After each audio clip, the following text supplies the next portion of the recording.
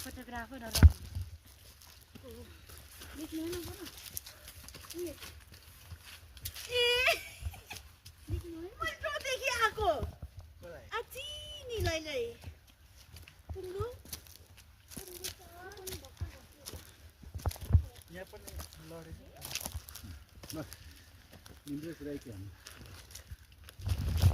अनुहारमा बाल्नु न अनुहारमा यता यता यहाँ आउनु न बाल्नु रात पर्यो हजुर रात पर्यो हजुर कहाँ हिँड्नु भएको हामी चाहिँ पिके भन्ने ठाउँ हिँडेको अनि किन राति अनि आज चाहिँ हामी सल्लेरीबाट आएको कि उकालो रहेछ अलिअलि तर हिँड्नु मजा भइरहेछ अनि हाम्रो आमा झन् आमालाई देख्दाखेरि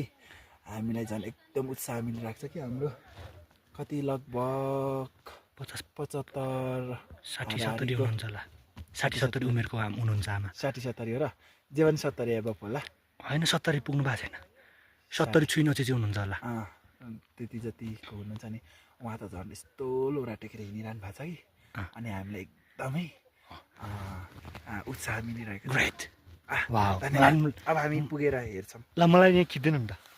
मलाई पनि बाल्दिनु नि त मेरो अनुहारमा बाल्दिनु नि त राइट एकछिन है नमस्कार म कलाकार ल भन्नु तपाईँलाई स्वागत छ हामी चाहिँ पिके हिँड्न लाग्यो तर यहाँ नै रात पर्यो उताबाट सल्लेरीबाट हामी चाहिँ 3:30 बजी हिँडेको होला यहाँ घनाघोर जङ्गलमा आयौँ जङ्गलमा आएर बाटोमा रात पर्यो अनि एकछिन बिसाएको अनि त्यसपछि हामी माथि खान पुग्नेछौँ कहाँ सुत्नु भएको छ तपाईँ यस्तोमा रुखमा सुत्नु भएको छ लग्जरी बेड लग्जरी बेड अनि आम्मा